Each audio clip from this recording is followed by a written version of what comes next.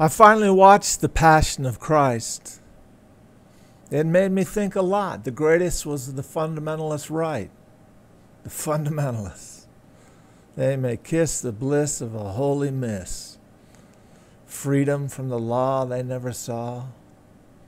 I watched this movie and I thought, how do I stand tall? How do I apply grace? This man suffered so much. How do I put on a happy face? I'm not Jesus. I'm not called to suffer like that. I'm not called to shrink and get small. I guess it took 3 years to begin it all. The truth of the bloody tears. I talked to an acquaintance named Debbie. Man, she got heavy. Baptism into the Church of Christ, or you're not in the faith. Everything else is a roll of the dice.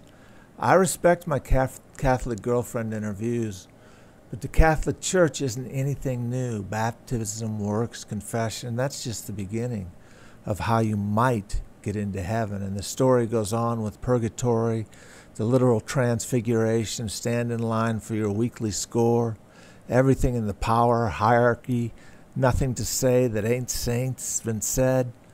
Great people in that religion. They paved the way to get out of purgatory, prayed for the dead. That's a heavy load in my head. But Jesus said, my burden is light, my yoke is easy. Well kept out of sight, Martin Luther was the man of the future. He had the balls to overhaul hundreds and thousands, hundreds of years as he went to implore his 115 reasons why, no more. Nailed it to the mother freaking door. We don't follow rules and try and hope and maybe.